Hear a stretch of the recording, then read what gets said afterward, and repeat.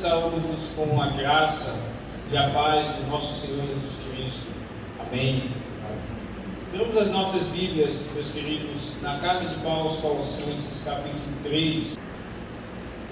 Aliás, digo capítulo 4, nós estamos já quase no final desta carta, né? Capítulo 4. Eu lerei os versos de 2 a 6. Peço que todos acompanhem com atenção. Diz assim a palavra do Senhor: perseverai na oração, vigiando com ações de graças. Suplicai ao mesmo tempo também por nós, para que Deus nos abra a porta à palavra, a fim de falarmos do mistério de Cristo, pelo qual também estou algemado, para que eu o manifeste como devo fazer. Portai-vos com sabedoria para com os que são de fora. Aproveitai as oportunidades.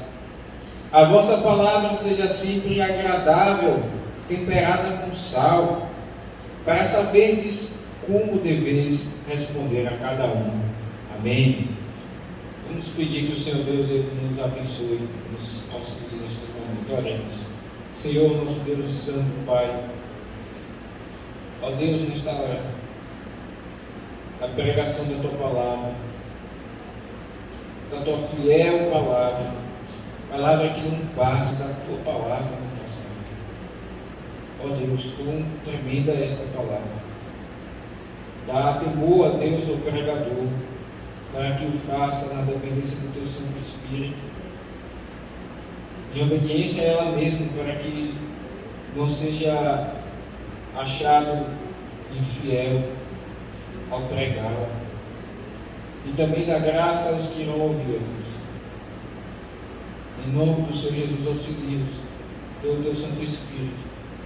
Abre o entendimento, ilumina o entendimento do Teu povo, Senhor Deus, para receber no coração, entender a Tua palavra, entender que vem de Ti, e recebê-la e pô-la em prática, se arrepender dos pecados, ser consolado também. Abençoe aqueles que não Te conhecem, que não Te pertencem, que não estão ainda unidos a Cristo. Ó Deus, que o Senhor os salve e que eles deixem de ser dos de fora para serem dos de dentro. Em nome do Senhor Jesus oramos. Amém. Conta-se uma história acerca de um pregador famoso chamado Spurgeon. Eu acredito que boa parte aqui já deve ter ouvido falar dele. Pregador batista. E conta-se que algumas pessoas, não sei ao certo, chegaram um pouco antes do culto. E como era na Inglaterra, um lugar frio, muito frio, então ele convidou aquelas pessoas que chegaram antes do culto para o que ele chamou de aquecedor da igreja. E aquelas pessoas então foram até ali. Quando elas chegaram, elas encontraram muitos irmãos orando. E aí aquela pessoa ficou assim: aquecedor, como assim? E na verdade era chamado assim por Spurgeon, porque de fato era um lugar onde os irmãos oravam, e o fato ali de estarem, era um aquecedor no duplo sentido, Era aquecedor porque estavam ali todos juntos, e a gente sabe que o calor humano aquece, mas também no sentido figurado, porque eram aqueles irmãos ali orando pelo pregador, pelo pastor Spurgeon, suplicando que o Senhor o abençoasse na pregação, e dessa forma então eles aqueciam a palavra que seria pregada, suplicando que o Senhor Deus mesmo agisse no sermão. Nós estamos então diante de um texto, meus queridos, que nos ensina exatamente isso: o poder que há na oração do povo do Senhor, que deve ser não somente pelas suas próprias causas, como oramos aqui no culto, pela enfermidade, ou por emprego que necessitamos, ou qualquer outro tipo de necessidade ilícita, mas também a igreja deve orar pelo avanço da palavra de Cristo. Paulo ensina acerca disto nesse texto. É interessante interessante a estrutura deste texto, porque até então Paulo havia falado da palavra. Veja aqui no verso 16 do capítulo 3, Paulo diz: habite ricamente em vós a palavra de Cristo. E ele então diz como é que os irmãos deveriam fazer: instruí-vos e aconselhai-vos mutuamente, ou seja, uns aos outros. E vimos na última ocasião então que esta palavra deveria tomar forma na prática das esposas, dos maridos, dos pais, dos filhos, dos patrões e dos trabalhadores, dos servos. A palavra deve habitar ricamente e produzir essas obras. Mas agora Paulo fala da oração, perseverar na oração. E é interessante porque ao escrever isto, Paulo nos mostra que não existe uma rivalidade entre palavra e oração. Não existe uma separação. Não é necessário que nós prefiramos uma em detrimento da outra. Fique mais com a oração do que com a palavra, ou fique mais com a palavra do que com a oração. É como se fossem dois pássaros. E ninguém diz para o pássaro escolher bater com a asa direita e esquecer a outra. O pássaro precisa das duas asas. E é exatamente isso que o apóstolo Paulo aqui nos está nos ensinando. Ele já nos ensinou acerca de como a palavra deve habitar em nós, ter efeito em nós. E ele agora nos ensina da oração.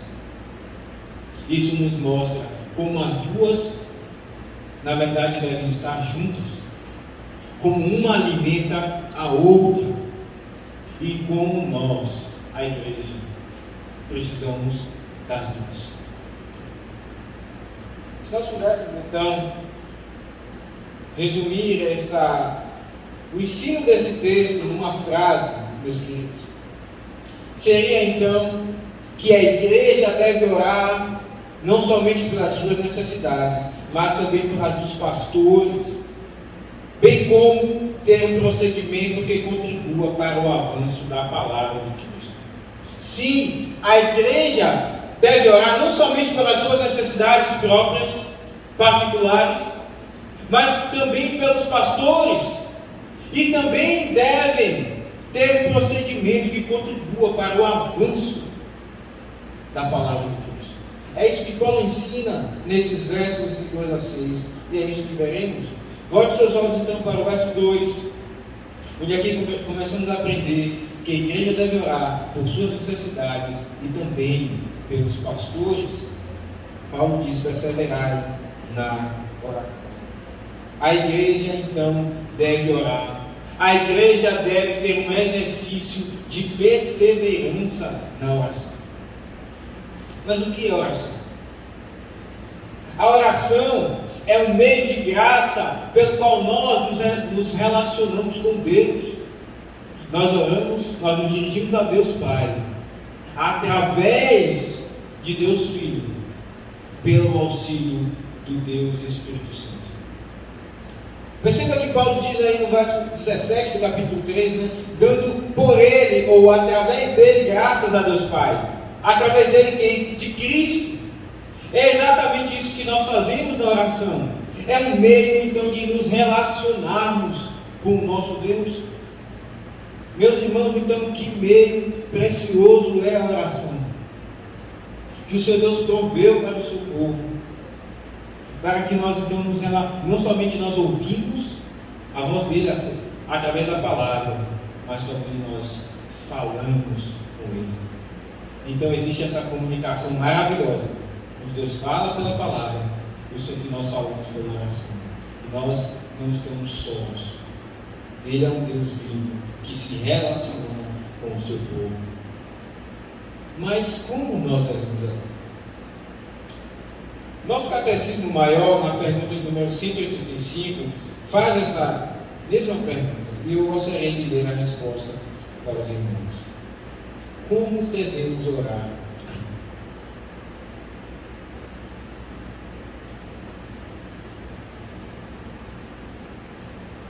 Pergunta de número 185 do Catecismo Maior, nosso símbolo de fé diz: devemos orar com solene percepção da majestade de Deus. E profunda convicção da nossa própria indignidade, necessidade e pecados, com o coração penitente, ou seja, arrependido, grato e franco, com entendimento, fé, sinceridade, fervor, amor e perseverança, esperando nele, com submissão humilde à sua vontade. Existem muitas formas aqui, de como devemos orar. Eu gostaria de destacar duas que o nosso catecismo aqui traz e trabalhar com os irmãos. São duas. A primeira delas, com uma convicção da indignidade e da majestade divinas.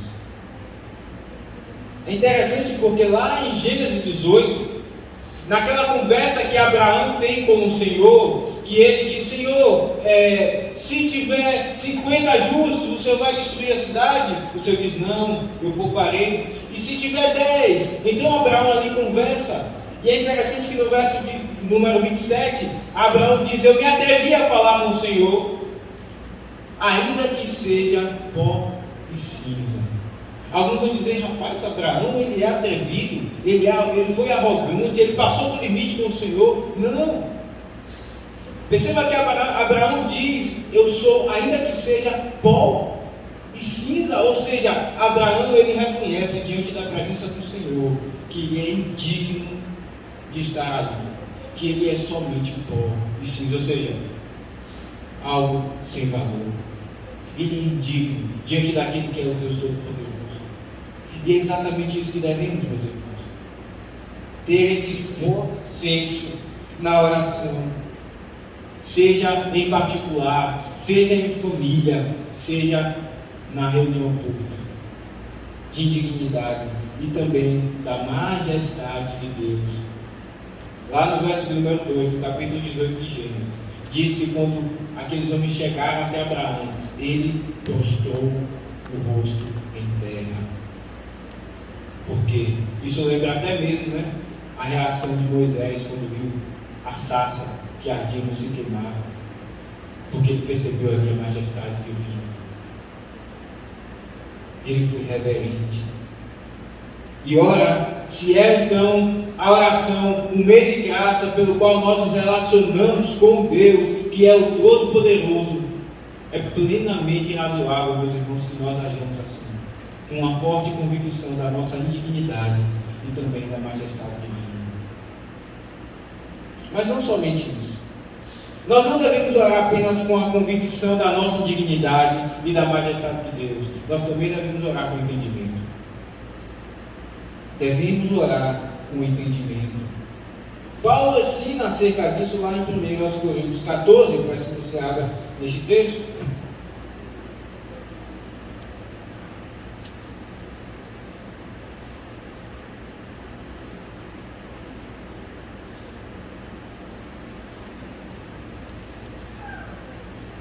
Verso de número 15, Paulo diz assim, 1 Coríntios 14: que fareis, pois?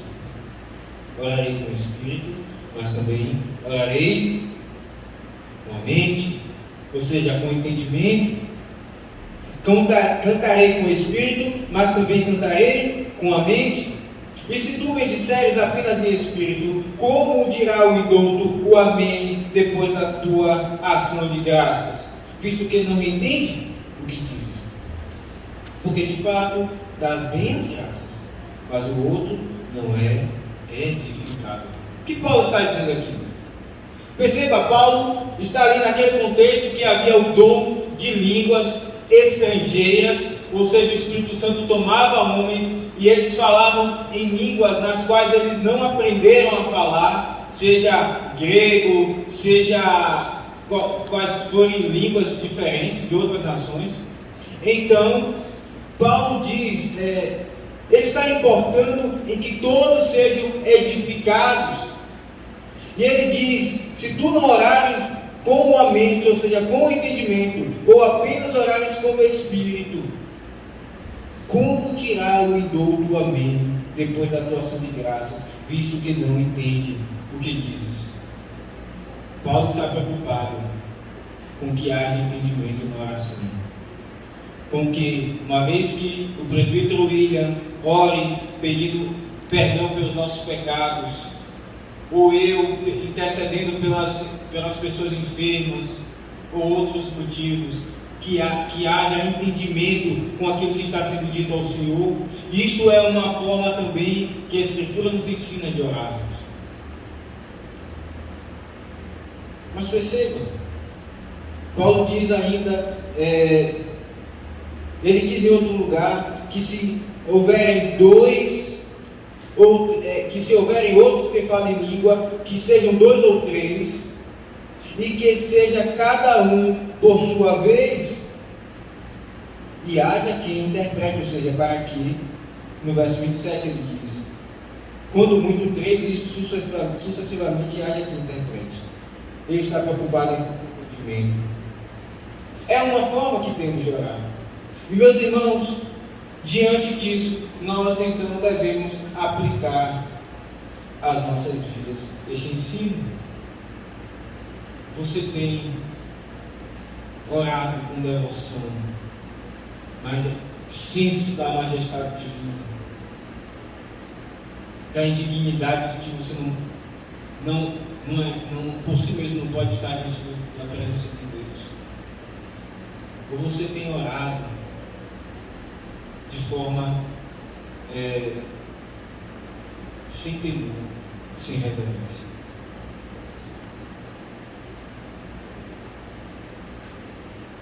Perceba que uma segunda aplicação aqui é que ao orarmos, seja em particular, seja em família, ou qualquer outra reunião que fizermos, ou até mesmo no culto público, quando uma pessoa ora, deve haver entendimento. Paulo está preocupado com que aquele que ora faça com que os outros que estão ouvindo, eles entendam. Por isso que deve ser na mesma língua. Por isso que a pessoa não deve usar palavras que os outros aí não entendam. Deve ser entendido. Mas não somente a pessoa que ora deve se preocupar com isso. Os que ouvem também devem se preocupar com isso. E ao olhar para esse texto, meus irmãos, nós aprendemos então, devemos concluir que quebra o mandamento da palavra de Deus, o ato de que enquanto o presbítero William, por exemplo, ora, outros estejam orando ao mesmo tempo que ele ora. Como tu dirás o amém no final? Faço minhas as palavras de Paulo. Enquanto alguém ora em nome da igreja, por isso até mesmo o presbítero diz, nos eleve a Deus em oração. Ou seja, nós iremos orar, ele está nos representando diante de Deus. Enquanto ele ora, como tu prestarás atenção, se tu também oras, audivelmente? Se ficam cochichos, e não há como mesmo prestarmos atenção na oração.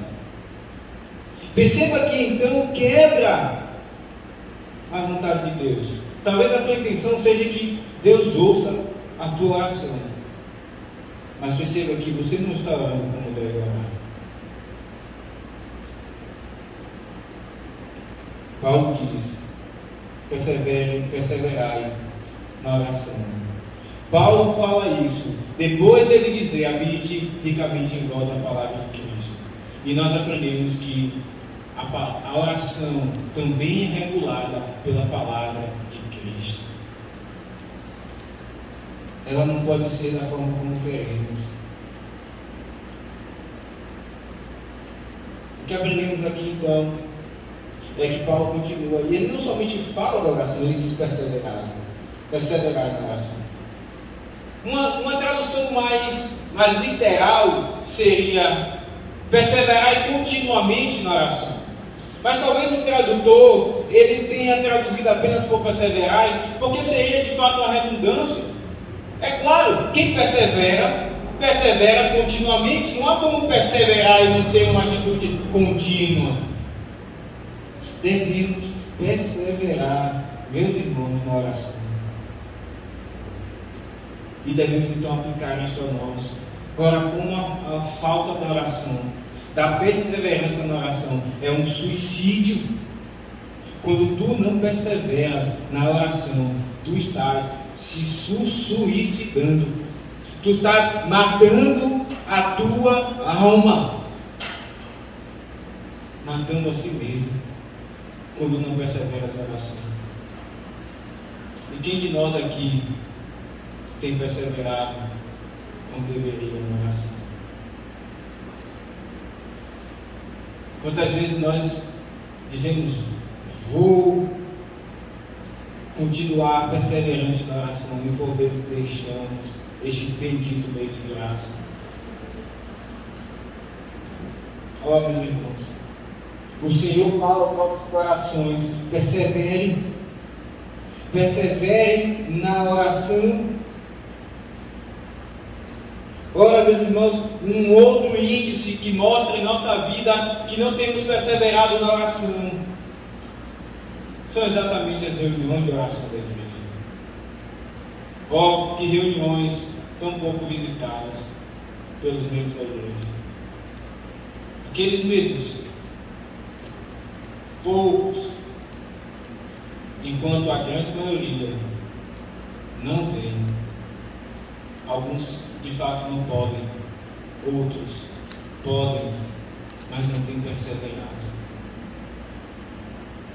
Se nós não nos preocupamos com a oração no meio do povo de Deus, algo está errado conosco. Mas devemos perseverar.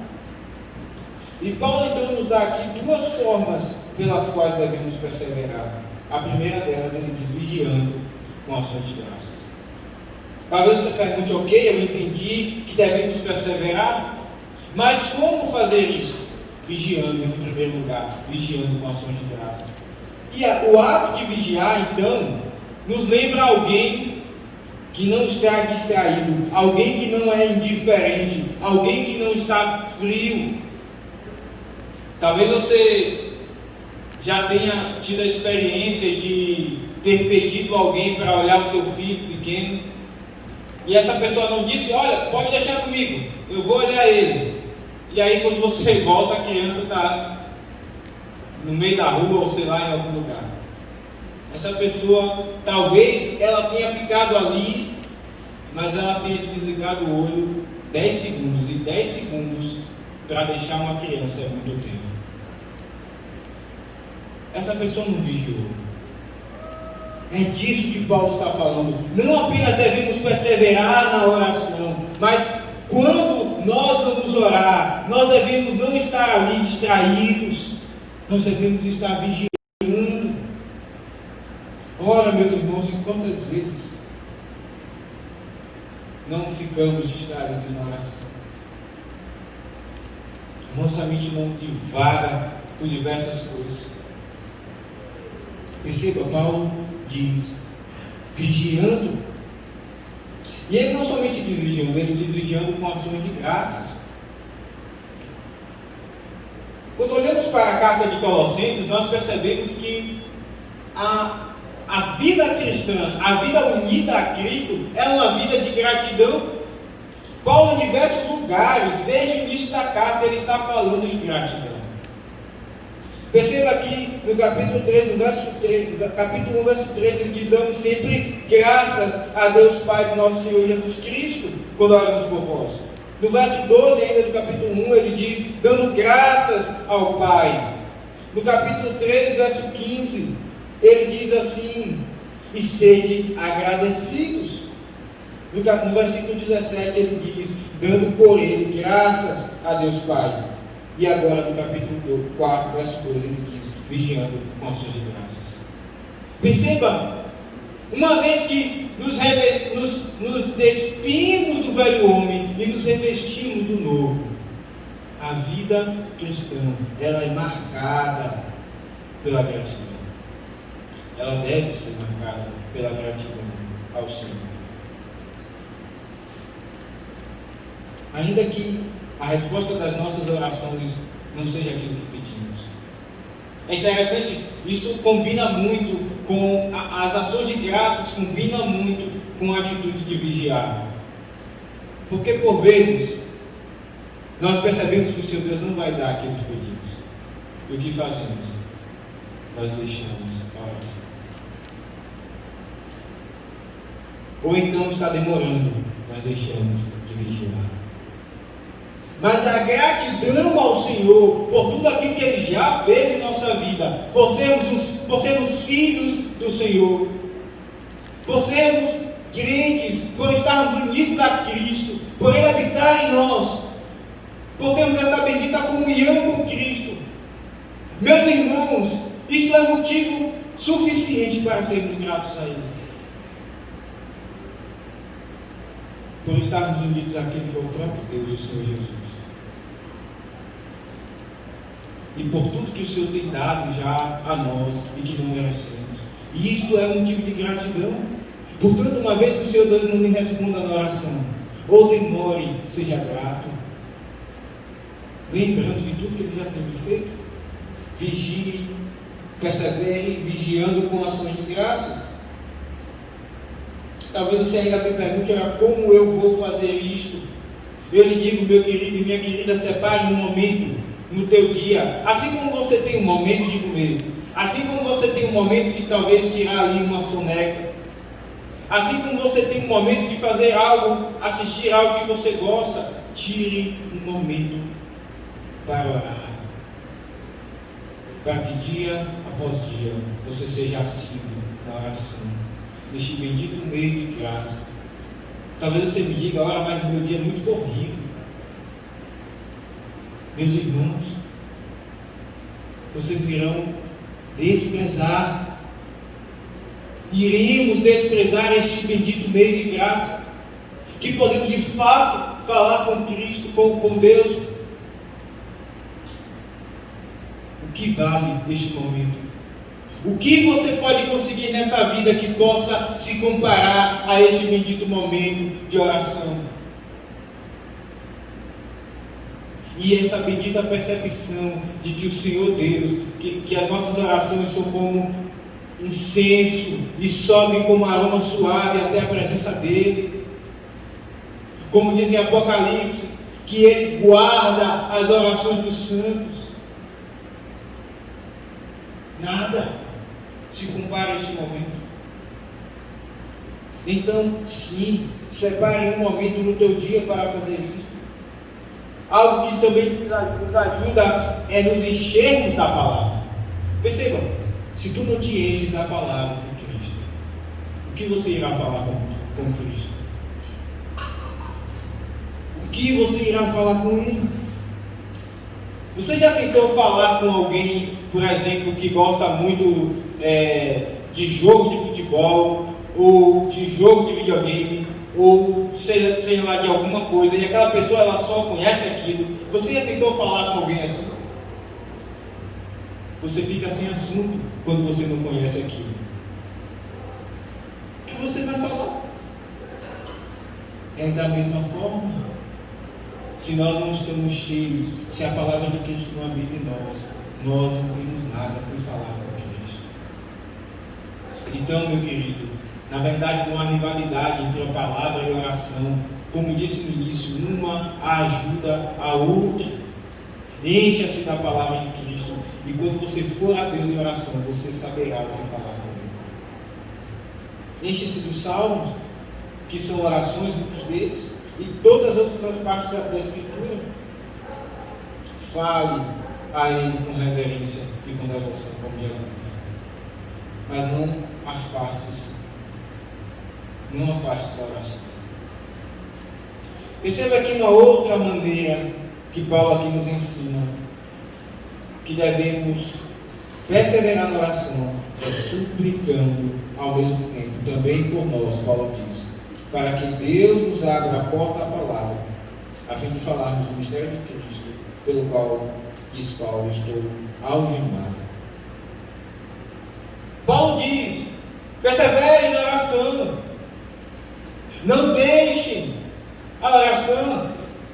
E há duas formas então aqui de aprendermos a fazer isto. A primeira, já vimos, é vigiando, não tirando a mente, a atenção deste bendito momento, vigiando com ações de graças. Mas há uma segunda forma, é também suplicando ao mesmo tempo diz Paulo, por nós. Paulo era aqui aquilo que hoje nós sabemos os ministros de Cristo. Paulo diz por nós, porque ele também diz no início da carta, Paulo, apóstolo de Cristo, por vontade de Deus, e o irmão Timóteo, ambos pregadores da palavra, ministros. E o que nos ensina aqui então, meus irmãos, é que sim, se tu tens uma enfermidade, tu deves levar em oração ao Senhor. Se tu necessita de trabalho, leve em oração ao Senhor. Se existe algum outro parente teu, algum irmão da igreja, alguém que você conhece, que tem algum pedido de oração, leve em oração ao Senhor. Mas Paulo diz, ao mesmo tempo, perceba no verso número 3, suplicai ao mesmo tempo também por nós. E aqui aprendemos que sim, a igreja deve orar por suas necessidades, mas não somente pelas suas necessidades, também pelos ministros que pregam a palavra diante de perigos. É interessante que no capítulo 1, do verso 9, Paulo disse assim: por esta razão também nós, desde o dia em que o ouvimos, não cessamos de orar por vós e de pedir que transbordeis o pleno conhecimento da sua vontade. Ou seja, de suplicar. Paulo diz, quando ouvimos acerca de vós, imediatamente nós suplicamos, nós começamos a suplicar por vocês. Mas não é somente os ministros, os pastores que devem suplicar pelas ovelhas. Paulo agora está ensinando, aliás, ele está pedindo que os colossenses supliquem por ele. E então aqui aprendemos que as ovelhas, vocês devem suplicar pelos ministros que vocês conhecem. E eu então, irmãos, como pastor de vocês, eu falo como Paulo, suplique também por mim. São muitas as lutas, em diversas frentes. E o pastor não deve ser soberbo ao pensar que o seu conhecimento, a palavra de Cristo que ele conhece, é suficiente para mantê-lo de pé diante das tribulações, das tentações. Ele não pode ser soberbo para pensar: eu não preciso da oração dos membros, das ovelhas. Eles conhecem menos do que eu. Eles nem sabem como orar. Não. Paulo diz, o grande apóstolo Paulo, que aprendeu aos pés de Gamaliel, ele diz: suplicai também por nós. E é interessante o contexto no qual o apóstolo Paulo aqui estava. Veja no verso 1 13 o que ele diz. Ele diz que estava algemado. Paulo estava preso. Era uma das tribulações que ele estava passando por pregar a palavra. Vocês sabem que quando os judeus, os líderes judeus, começaram a ouvir que Paulo pregava o evangelho aos gentios, inclusive era intitulado de apóstolo dos gentios, eles se enfureceram, porque na mente deles, que não entendiam o evangelho, eles pensavam que o evangelho era apenas para os judeus, e eles quiseram matar Paulo. Então era por causa do evangelho que Paulo estava algemado e preso. Paulo foi açoitado, Paulo foi apedrejado, 40 açoites menos um, sessões de 40 açoites menos um. Meus irmãos, Paulo, ele sofreu muito por causa do evangelho, e ao olhar para a história de Paulo, nós entendemos por que eles pedem suplicar também por nós. Existem muitos sofrimentos que os pastores passam que os membros nem sabem, e que os pastores não podem nem contar aos membros porque não convém. Supliquem pelos ministros que vocês conhecem. Muitos ministros deixam o ministério e caem em pecados e abandonam o ministério. É bem verdade que eles têm a responsabilidade deles, Mas a igreja deve sustentar a oração. A igreja deve ser o aquecedor, como vimos no início do sermão, do pastor Spurgeon.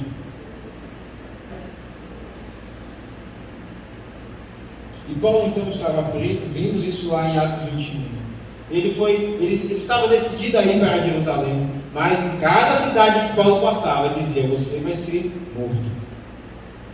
E vimos essa trajetória de Paulo passando pelo rei Agripa, por Festo, por diversos reis, até o capítulo de número 28. Mas o que é interessante, meus irmãos, é que Paulo não pede para que Deus abra a porta da prisão. Perceba, olha de novo para o texto. Paulo diz: suplicar ao mesmo tempo também por nós, para que Deus nos abra a porta, a palavra.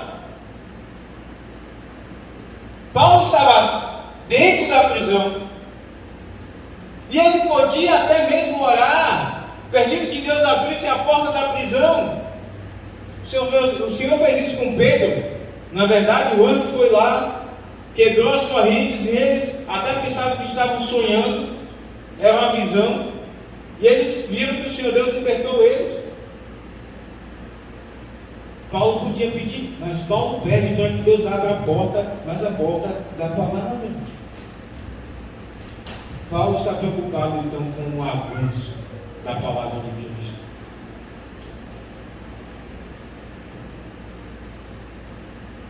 E nós vimos lá em Atos 28, eu peço que os irmãos abram, quando lemos na liturgia.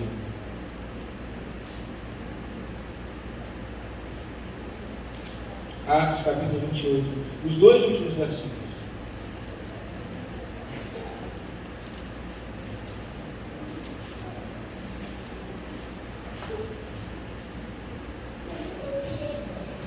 Diz assim: por 2 anos permaneceu Paulo na sua própria casa que alugara, onde recebia todos que o procuravam, fazendo o quê?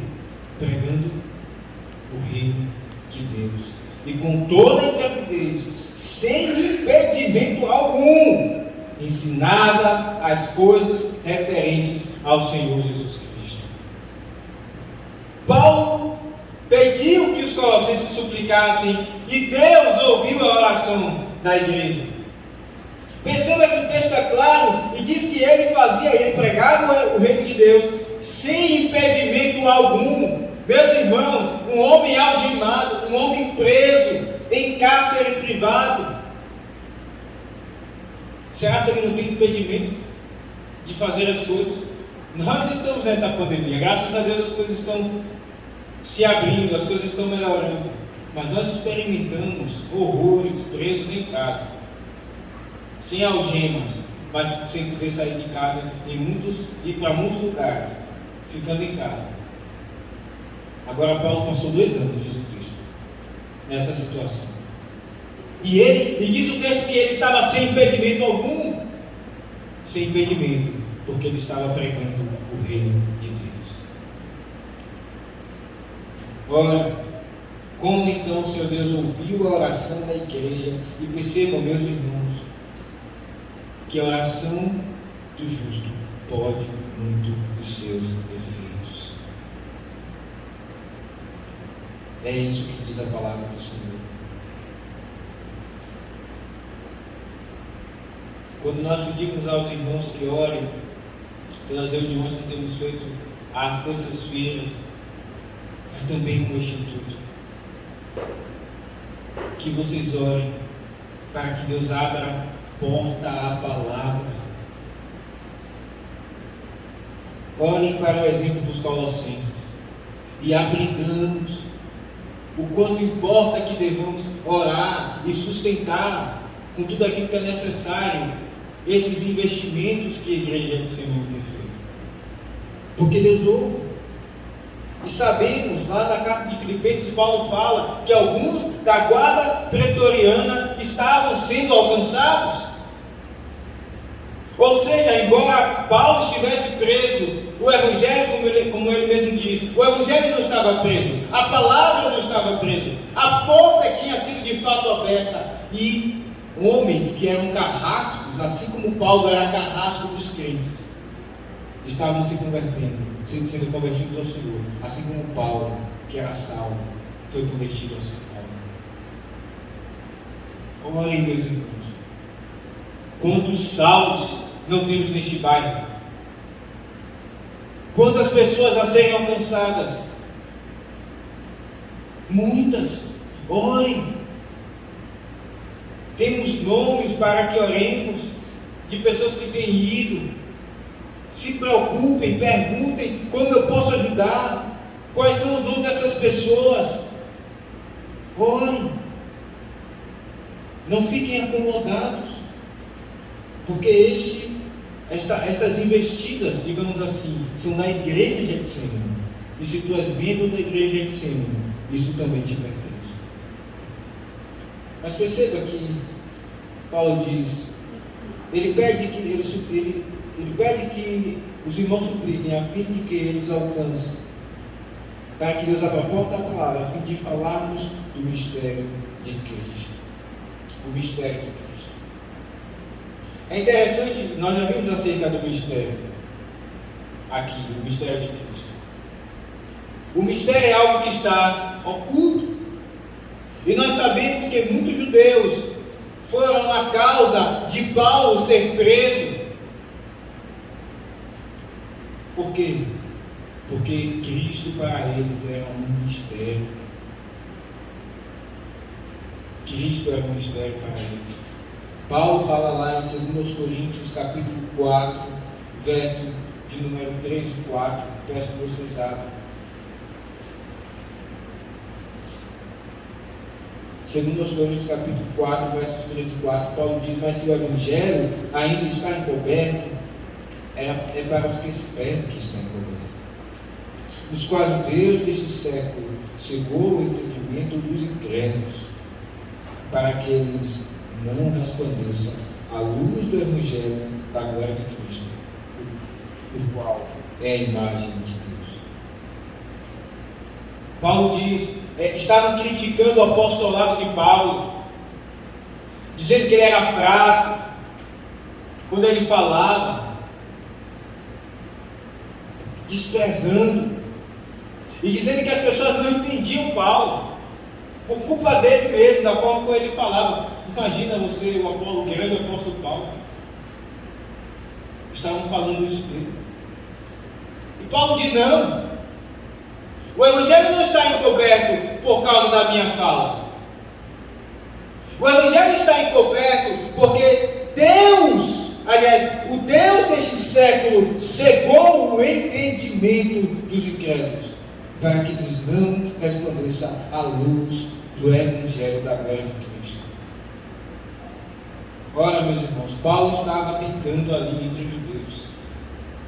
Paulo sofreu tanto porque ele estava tentando entre os judeus evangelizá-los.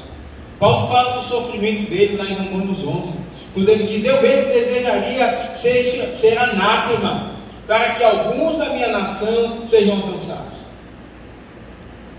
Tamanho era o desejo de Paulo que os judeus fossem convertidos ao Senhor. Paulo estava tentando lá, lutando, mas aqueles homens negaram a Cristo, eles não quiseram crer em Cristo e na palavra de Paulo. Mas não é somente para os judeus, e até hoje eles negam a Cristo, até hoje eles não reconhecem a Cristo como Messias. Não é somente para os judeus que o evangelho está encoberto. O evangelho está encoberto para todos os que não estão unidos a Cristo.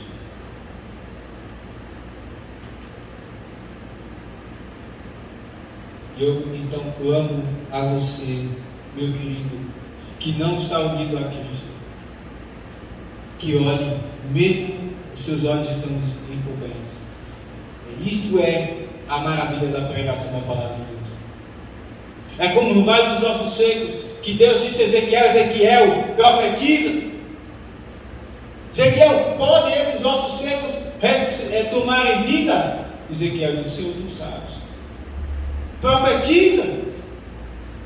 E é exatamente isso a pregação do Evangelho. O Deus desse século cegou o entendimento dos ímpios para crerem na bendita salvação que há em Cristo. Mas o Senhor Deus ordena não somente Ezequiel, mas todo pregador que profetiza, ou seja, que pregue a profecia já revelada na Escritura,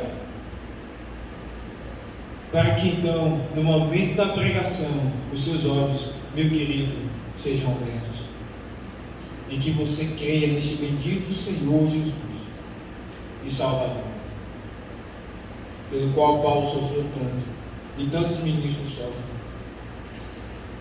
Uma segunda aplicação, aliás, continuando aquilo que Paulo aqui nos ensina, meus irmãos, ele diz que deveriam suplicar para que Deus abrisse a porta, mas não somente isso, para que ele, Paulo, o manifeste como devo fazer. É interessante esse texto, porque nós acabamos de falar que quem abre os olhos é o Senhor. Cristo, ou seja, o Evangelho é um mistério para o ímpio, e ele não entende, a menos que o Senhor Deus abra os seus olhos. Todavia, Paulo, ele pede para que os irmãos ali orassem, para que Paulo, ele diz, eu o manifeste como devo fazer. Ou seja, para que eu manifestar exatamente, fazer aparecer. E quem é que descobre os olhos? Quem faz aparecer o Evangelho aos olhos dos que estão perdidos? O Senhor ou o pregador? E a resposta é o Senhor através do pregador. Esta é a forma. Paulo diz, a fé vem pelo ouvir, e o ouvir da pregação da palavra de Deus. Percebam, meus irmãos, que então o pregador ele tem esse dever de tentar manifestar o Evangelho aos que estão perdidos, explicando, mas não somente isso. Paulo diz, para que eu manifeste como devo fazer. Paulo também diz, eu não somente devo me preocupar com a manifestação deste mistério, mas também com a forma, como fazer. Isto é muito importante, porque o pregador, então, ele deve fazê-lo com intrepidez. Paulo falou isso lá em Efésios 6, 19 e 20. Ele diz, e também por mim orem, para que ele seja dada no abrir da minha boca a palavra, para com intrepidez fazer conhecido o mistério do Evangelho, pelo qual sou embaixador em cadeias, para que em Cristo eu seja usado para falar como me cumpre fazer. Ou seja, da maneira como me cumpre fazer. Como é que cumpre? Como é que o pregador deve manifestar o mistério de Deus?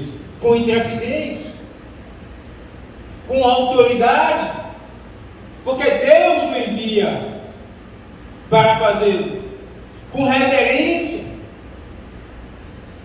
Paulo mesmo diz aqui, com intrepidez. Não deve ser tímido e nem temer a homens, uma vez que é necessário ser pregado algo, mas por temor de homens, pelo que lhe acontecerá, não ele reter a verdade. Ele deve ser intrépido, ou seja, ele deve ser usado no falar. Mas uma segunda característica e forma de manifestar é que a palavra dele deve ser temperada com sal. Assim como veremos na próxima pregação, que a palavra dos crentes também deveria ser temperada com sal. A palavra do pregador deve ser temperada com sal. Isso nos ensina duas coisas. Ensina que não deve ser uma palavra ácida, que afugente aqueles que estão ouvindo de forma gratuita. E não deve ser uma palavra também que não faça muito sentido. Se ouviu ou se não ouviu, não fez muita diferença na minha vida. A palavra deve ser temperada com sal. E temos então aqui algumas aplicações, meus irmãos. Em primeiro lugar, que não cabe à pregação piadas. Percebam bem o que quero dizer. Não é que o pregador ele não possa falar algo engraçado no sermão. Há momentos e há a forma correta de se fazer. Mas há pregadores que todo tempo estão com gracejos, todo tempo estão com piadinhas na pregação, e nem parece que ele está falando da palavra de Deus. Lembrem do que Paulo falou, que me seja dada, que a porta seja aberta, para que com intrepidez eu anuncie o Evangelho, para que eu seja ousado no falar. Isso lembra a reverência. Meus irmãos, a pregação é a voz de Deus. Então não cabe piadas, uma forma de desformalizar aquele momento, tornar mais tranquilo, mais relaxado. Não. A pregação é algo autoritário da parte do Senhor. Mas uma outra aplicação que temos é que o pregador ele não deve ser ácido, ou seja, ele não deve de todo jeito tentar ferir o coração daqueles que estão ouvindo de forma gratuita, para afugentá-los, ser arrogante. Interessante porque Paulo que muitas vezes ele foi firme e duro, ele foi muito longânimo com os coríntios. Os irmãos estão estudando isso aqui na primeira carta aos Coríntios de manhã. Paulo ele foi paciente. Paulo com os judeus ele foi aqueles judeus convertidos, ele foi longânimo, ele foi sábio, tentando os ganhar para o Senhor. E isto é próprio também do pregador. Ele não deve ser ácido de forma gratuita. Isso não significa, meus irmãos, que o pregador não deva mostrar o pecado do povo, o pregador não deva chamar o povo do Senhor ao arrependimento. Mas isso lembra-nos que assim como Deus é gracioso, bondoso, o pregador também deve ser. E uma última aplicação